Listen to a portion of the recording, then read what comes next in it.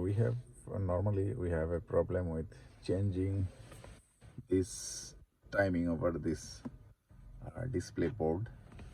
We normally cannot change it.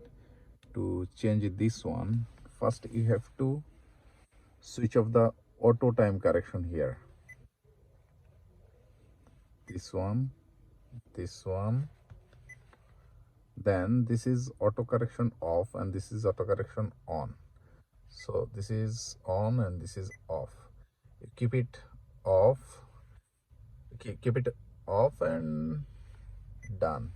Now you have to change the time from this display using this one, info.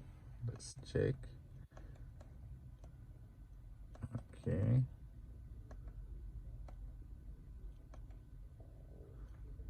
hold info.